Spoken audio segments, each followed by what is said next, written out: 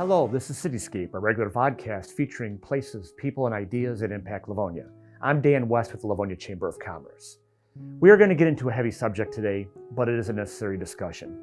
Local hospital emergency centers are seeing an influx of patients attempting suicide, overdosing on drugs, dangerously intoxicated, and are suffering panic attacks. Sadly, some teens have ended their lives. We are seeing a growing concern about mental health before the pandemic, and pandemic life and conflicts we've seen in society and over the past year have made things worse as many people when it comes to their emotional well-being. Today we are joined by experienced certified professional counselor Melissa Tolstica, who is the clinical director of Hagera Health based here in Livonia.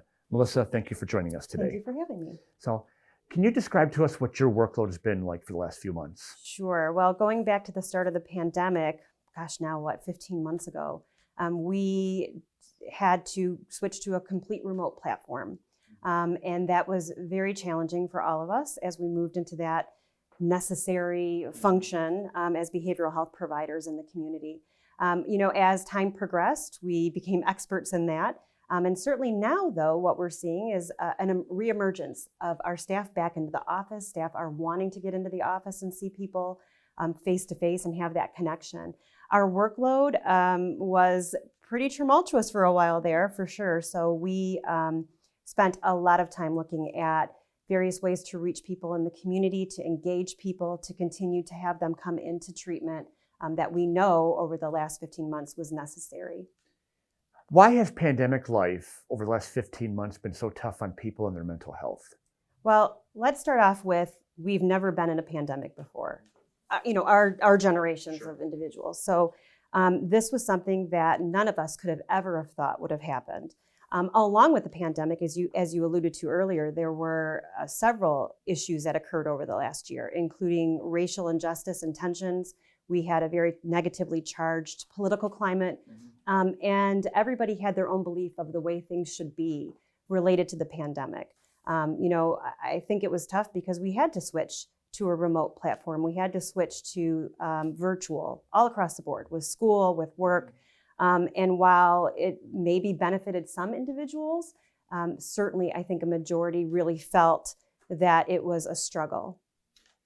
With virtual learning, as you just mentioned, and limited social activities, our children have spent a lot of time alone in their rooms.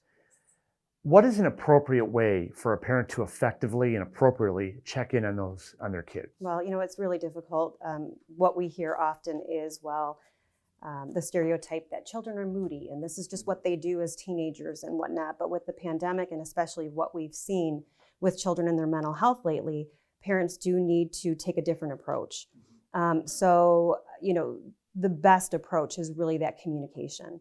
How can you have those discussions with your child? What do you need to say to draw them out of that isolation in their rooms? I think structure is very important, but parents are also having to really take a look at a lot of stressors in their own life. Mm-hmm. So the pandemic, while it impacted children, we know that parents were significantly impacted. Perhaps there were unemployment issues or housing issues or stress within the family structure, within their marriage. So having to unpack all of that is a lot.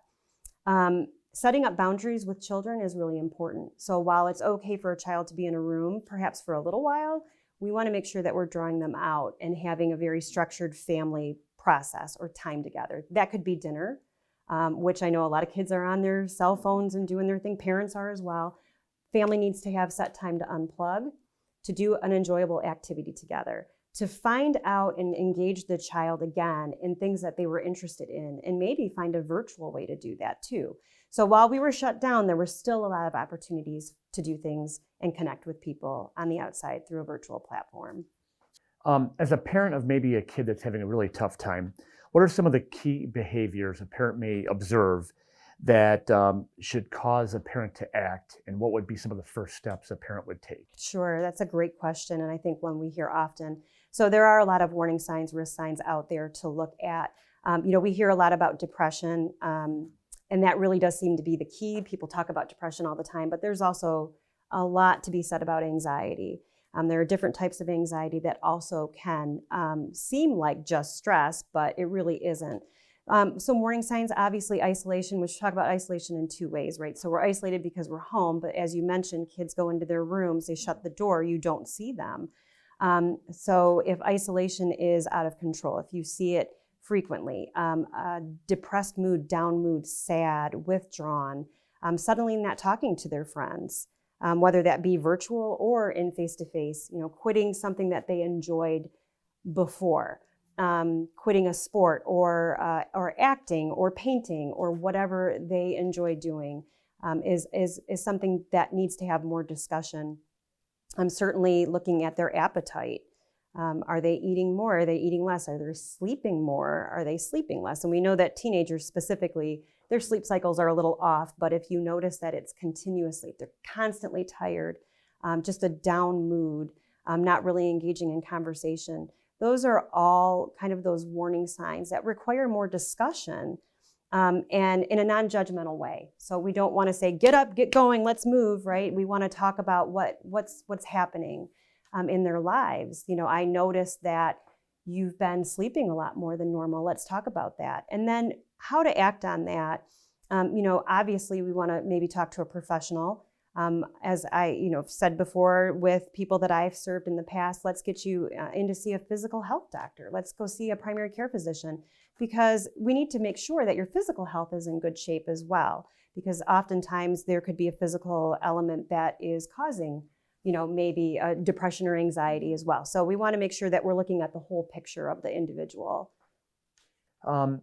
We talk about, obviously, young people being stressed, but parents are stressed too. You mentioned this a few moments ago. They're dealing with family issues, work issues, their personal relationships, other stresses. Watching headlines every day can be stressful. What can adults, parents, people do to better manage all these tensions? That's a really hard question because, everybody is so different and they manage their stress in different ways. Turn off the TV. That's the first thing to do, right? But really try to think about, how you can de-stress, how you can take a look inward and find out what's going on within yourself. Mindfulness activities, as I said earlier, maybe going for a walk, doing something that you enjoy and getting back to that. There are a lot of things we enjoyed before the pandemic that we can't do anymore, although we're starting to kind of, as I said, reemerge into that. So really taking a look at what you enjoy, what you can do, and then really carving out the time to do it. And that's the challenging part because you are managing so many things. A lot of us experienced grief and loss over the last year. So maybe looking at that and how it's impacting your life and your stress level, taking time for yourself to go to a grief group or to engage in therapy yourself. We talk about stigma, we talk about wanting to make sure the kids are okay, but if we're not okay, we can't really help our children like we want to. We are there, they're looking to us for that support and guidance. And if we're showing them that we're getting the help that we need to, that will help them feel more apt to do that in the future. Maybe for some people that haven't had a traditional way of managing things or consistent habit for stuff, can you name one quick, simple thing someone could do starting today, take a few minutes to maybe slow things down in their brain so they can better deal with the stress in their lives? I would say one key point would be just to take 5 minutes and breathe. Ground yourself, and then start planning ahead. So, when we're planned, we're better prepared and more organized to do the things that we want to do, and carving out that time for ourselves is pivotal. It will really help manage the rest of your day. You can do it certainly in the morning, first thing in the morning, to help ground yourself to do that.